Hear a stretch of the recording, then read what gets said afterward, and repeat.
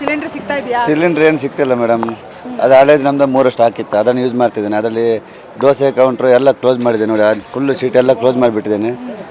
10-12 ಜನ ಹುಡುಗರು ಇದ್ದಾರೆ, ಒಂದು 8 ಜನ ಹಂಗೆ ಮಲ್ಕೊಂಡ್ಬಿಟ್ಟಾರೆ ರೂಮಲ್ಲಿ.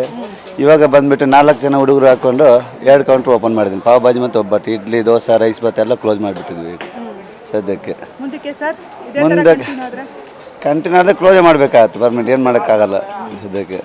ನಿಮ್ಮ ನಂಬ್ಕೊಂಡು ತುಂಬ ಜನ ಕೆಲಸಗಾರರು ಬಂದಿರ್ತಾರೆ, ಅವ್ರಿಗೆ ಸಂಬಳ ಕೊಡೋದಾದರೆ ಏನು ಕೊಡೋದಕ್ಕೆಲ್ಲ ಏನು ಮಾಡ್ತೀರಾ? ಅದೇ ಇವಾಗ ಅದಕ್ಕೋಸ್ಕರ 4 ಜನ ಹುಡುಗರು ಹಾಕೊಂಡು ಮಿಕ್ಕಿದವ್ರಿಗೆ ಈಗ ಯಾವಾಗ ರಿಲೀಸ್ ಆಗುತ್ತಾ ಅಷ್ಟು ತನಕ ಈಗ ಊರಿಗೆ ಹೋಗೋರೆ. ಸ್ವಲ್ಪ ದಿನ ಒಂದು 10 ಜನ ರೂಮಲ್ಲಿ ಅವರೆ, ಅವರು ಊಟ ಮಾಡ್ಕೊಂಡಿದ್ದಾರೆ. ಗ್ಯಾಸ್ ಯಾವಾಗ ಅಲ್ಲಿ ತನಕ ಊಟ ಮಾಡ್ಬೋದು, ಆಮೇಲೆ ಅದನ್ನ ಈಗ ಒಲೆ ತಗೊಬಂದು ಈಗ ಊಟಕ್ಕೋಸ್ಕರ ಎಲ್ಲ ರೆಡಿ ಮಾಡಬೇಕಷ್ಟೆ. ವಿವಿಪುರಂ ಫುಡ್ ಸ್ಟ್ರೀಟ್ ಅಂತಂದರೆ ಎಲ್ಲ ಥರ ವೆರೈಟಿ ಸಿಗುತ್ತೆ ಅಂತ ಬೇರೆ ದೇಶದಿಂದನೂ ಬರ್ತಾರೆ ಇಲ್ಲಿಗೆ, ಈ ಫುಡ್ ತಿನ್ನೋದಕ್ಕಂತಾನೆ ಬರ್ತಾರೆ. ಮತ್ತು ಗ್ರಾಹಕರಿಗೆ ನೀವು ಅಂದರೆ ಅವ್ರಿಗೆ ನಿರಾಸೆ ಮಾಡ್ದಂಗೆ ಆಗಲ್ವಾ? ಬಟ್ ಇವಾಗ ಎಲ್ಲರಿಗೂ ಗೊತ್ತಾಗ್ಬಿಟ್ಟಿದೆ ಗ್ಯಾಸ್ ಪ್ರಾಬ್ಲಮ್ ಆಗಿಬಿಟ್ಟಿದೆ. ಇಲ್ಲೇ ಬಂದು ದೋಸೆ ಇಡ್ಲೆಲ್ಲ ಕೇಳ್ತಾರೆ ಪಾಪ, ಅವ್ರ ಫೇವ್ರೇಟ್ ಫುಡ್ಡೇ ತಿನ್ನೋಕ್ಕೋಸ್ಕರ ಇಲ್ಲಿ ಬರ್ತಾರೆ. ಏನು ಸಿಗ್ತಿಲ್ಲ, ಲಾಸ್ಟಿಗೆ ಏನಾದೊಂದು ಬಂದ ತಕ್ಷಣ ಅದಕ್ಕೆ ಏನೋ ತಿನ್ಕೊಂಡು ಹೋಗ್ಬೇಕಲ್ಲ, ಅದಕ್ಕೋಸ್ಕರ ಪಾವ್ ಭಾಜಿ ಇಡ್ಲಿ ದೋಸೆ ಇಲ್ಲ ಅಂದ್ರೂ ಪಾವ್ ಭಾಜಿ ಒಬ್ಬರು ತಿನ್ಕೊಂಡು ಹೋಗ್ತಾರೆ. ಇವಾಗ ನೀವು ಎಷ್ಟು ಥರ ವೆರೈಟಿ ಮಾಡ್ತೀರಾ? ನಾವೊಂದು ಕಮ್ಮಿಯಲ್ಲೊಂದು 40-50 ವೆರೈಟಿ ಇತ್ತು ಸ್ಟಾರ್ಟಿಂಗಲ್ಲಿ. ಇವಾಗ 2 ವೆರೈಟಿಗೆ ಬಂದುಬಿಟ್ಟಿದ್ದೀನಿ. ಪಾವ್ ಭಾಜಿಯಲ್ಲೊಂದು 3 ವೆರೈಟಿ, ಒಬ್ಬಟ್ಟಲ್ಲಿ 3 ವೆರೈಟಿಯಲ್ಲಿ ಬಂದುಬಿಟ್ಟಿದೆ ಇವಾಗ.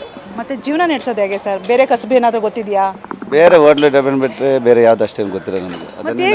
ಅದನ್ನೇ ನಂಬ್ಕೊಂಡು ಬಂದಿದೆ. ಈಗ ಅದೇ ಥರ ಆಗಿಬಿಟ್ಟಿದೆ. ಈಗ ಮುಂದಕ್ಕೆ ಏನು ಮಾಡೋದು ಗೊತ್ತಾಗ್ತಿಲ್ಲ. ಈಗ ಅವ್ರನ್ನ ಯಾರನ್ನೋ ಒಬ್ಬರನ್ನ ಕೇಳಿದೆ ಮೇಡಮ್, ಈಗ ವಿಡಿಯೋ ಮಾಡ್ತೀವಿ, ಅದನ್ನೆಲ್ಲ ಸರ್ಕಾರ ನೋಡಿಬಿಟ್ಟು ಅವರೇ ನಮ್ಮ ಬಗ್ಗೆ ಅರ್ಥ ಮಾಡ್ಕೊಂಡ್ಬಿಟ್ಟು ಏನೋ ಮಾಡಬೇಕು ಅವರೇ. ಅದೇ ಈಗ ಒಬ್ರು ಮಾತಾಡ್ಸ್ದೆ, ಅವ್ರೇನಂತಂದ್ರು, ನಾನು ರೈತರು ಹೊಲ್ಟೋಗ್ಬಿಡ್ತೀನಿ ಊರಿಗೆ, ವ್ಯವಸಾಯ ಮಾಡ್ಕೋತೀನಿ ಅಂತ ಅಂದರು. ಈಗ ನಿಮ್ಮ ಕೆಲಸ ಮುಂದಕ್ಕೆ ನೀವು ಊರಿಗೆ ಹೋಗ್ತೀರಾ? ನಾವು ಊರಿಗೆ ಹೋಗ್ಬೇಕು, ಊರಲ್ಲಿಲ್ಲದೆ ಏನಾದ್ರು ವ್ಯವಸಾಯ ಮಾಡಬೇಕು. ನಾವು ಕೂಲಿ ಕೆಲಸ ಮಾಡ್ಕೊಂಡು ಆ ಥರ ಮಾಡಬೇಕಿಲ್ಲ. ನೆಕ್ಸ್ಟ್ ಇದೇ ಥರ ಕಂಟಿನ್ಯೂ ಆದರೆ ನೀವು ಊರಿಗೆ ಹೋಗ್ಬಿಡ್ತೀರಾ? ಅಷ್ಟೇ ಊರಿಗೆ ಹೋಗ್ಬೇಕು, ಅಲ್ಲೇನಾದ್ರು ವ್ಯವಸ್ಥೆ ಮಾಡಬೇಕು. ಈಗ 40 ಥರ ಐಟಮ್ ಮಾಡೋರು ಇವಾಗ 2 ಥರ ಐಟಮ್ ಮಾಡ್ತಾ ಇದ್ದೀರಾ. ಓಕೆ, ಈಗ ನಿಮಗೆ ಇವರು ಗ್ರಾಹಕರು ಬಂದರೆ ಅವ್ರಿಗೆ ಸಮಾಧಾನ ಆಗ್ತಾರಾ?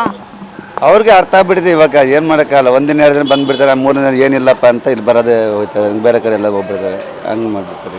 ಜನ ತುಂಬ ಕಮ್ಮಿ ಆಗಿದ್ದಾರಲ್ವಾ ಸರ್? ಸಿಕ್ಕಾಪಟ್ಟೆ ಕಮ್ಮಿ ಆಗಿಬಿಡ್ತಾರೆ. ಓಕೆ ಸರ್, ರಾಜ್ಯ ಸರ್ಕಾರ ಕೇಳೋದಾದ್ರೆ ಏನು ಹೇಳ್ತೀರಾ? ಏನು ಆದಷ್ಟು ಬೇಗ ನಮ್ಗೊಂದು ಏನೋ ವ್ಯವಸ್ಥೆ ಮಾಡಿಕೊಡಿ ಅಂತ ಅಷ್ಟೇ ಬೇಡ್ಕೊಳ್ಳೋದು ಅಷ್ಟೇ ಹೊರತು. ನೀವು ಬ್ಲ್ಯಾಕಲ್ಲಿ ತೊಗೊಳೋದಕ್ಕಾದ್ರೂ ಟ್ರೈ ಮಾಡ್ಬೋದಲ್ವಾ?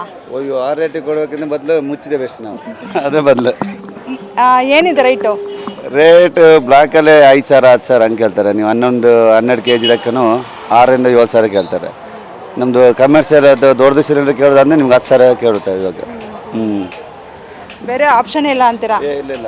ಹಾಂ, ಈಗ ನಾನು ಬೇರೆ ಹೋಟ್ಲುಗಳಲ್ಲಿ ಮಾತಾಡ್ಸ್ಕೊಂಡು ಬಂದೆ, ಅವರು ಸೌದೆ ಒಲೆಯಲ್ಲಿ ಮಾಡ್ತಾ ಇದ್ದೀವಿ ಮೇಡಮ್ ಅಂತ ಹೇಳಿದ್ರು. ನೀವು ಅದು ಆಪ್ಷನ್ ಯೂಸ್ ಮಾಡ್ಕೋಬೋದಲ್ಲ? ಬರೀ ದೋಸೆ ಇಡ್ಲಿ ಆಗಲ್ಲ, ರೈಸ್ ಬಾತ್ ಏನಾದರೂ ಚಿಕ್ಕ ಐಟಮ್ ಮಾಡ್ಬೋದು. ಇಲ್ಲ ಮಿಕ್ಕಿದ ಐಟಮ್ ಮಾಡೋಕ್ಕಾಗಲ್ಲ. ಅದರಲ್ಲೂ ನಾವು ಟ್ರೈ ಮಾಡಿದ್ವಿ. ಮೊನ್ನೆ ಟ್ವಿಸ್ಟರ್ಗೋಸ್ಕರ ತೊಗೊಬಂದ್ವಿ. ಒಂದು 2 ಟ್ವಿಸ್ಟರ್ ಬಿಟ್ಟು ಅದಕ್ಕೆ ತಣ್ಣಗಾಗ್ಬಿಡುತ್ತೆ. ಪುನಃ ಫ್ಯಾನ್ ಇಟ್ಕೊಂಡು ಕೂರಬೇಕು, ಅದಕ್ಕಿಂತ ಅಷ್ಟೇನು ಇಟ್ಕೋಬೇಕಲ್ಲಿ ಸುಮ್ಮನೆ. ಅದಕ್ಕೋಸ್ಕರ ಅದನ್ನು ತೆಗೆದ್ಬಿಟ್ಟು ಪುನಃ ಒಂದು ಗ್ಯಾಸ್ ತೊಗೊಬಂದು ಹಾಕ್ತಿದ್ವಿ ಈಗ.